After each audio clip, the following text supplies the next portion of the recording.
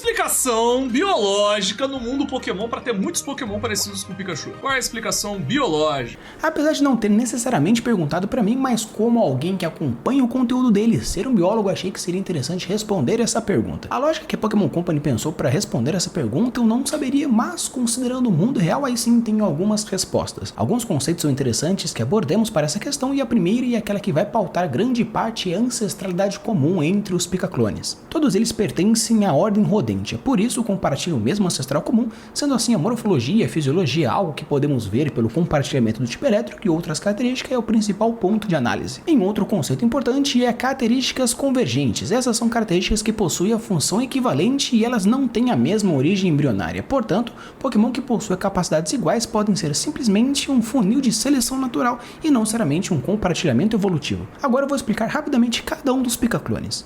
A linha evolutiva do Pikachu, juntamente com Pichu e Raichu, seria mais simples, pois ela nada mais nada menos que o estágio de desenvolvimento, como infantil, jovem e o adulto.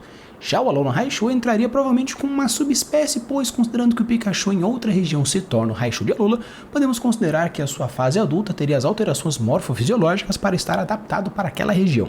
Já o Plyzo e Minion, juntamente com o Dedenne, por compartilharem da família Chrysatid, algo que também é da linha do Pikachu, então todos entrariam no mesmo conceito de ancestralidade comum, mas por estarem em regiões diferentes possuem impressão natural diferente, mudando então os seus formatos. Já o Pachirisu, o Emolga e o Palmot seriam da família Scurcid, que apesar de pertencerem à ordem Rodentia, esses já trazem a ideia de características convergentes, não apenas ter a característica base do grupo, mas também compartilharem outras características que não necessariamente são autapomórficas, ou seja, caracterizadoras do grupo, mas sim uma característica selecionada pelo meio ambiente sem origem de ancestralidade comum propriamente dito. Togedemaru é da família Stracid e o Morpeko é da família Cavide. Teriam a mesma ideia dos três anteriores por também pertencerem à mesma ordem, a Rodentia. E como menção rosa nós temos o Mimikyu, que apesar de que alguns consideram como Picaclone e outros não, tem como uma resposta mais óbvia que a Pokémon Company já respondeu.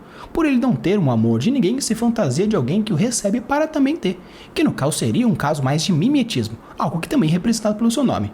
E espero que eu tenha respondido e ajudado minimamente. Use a boa das suas criações e deixe os mundos cada vez mais incríveis. Valeu!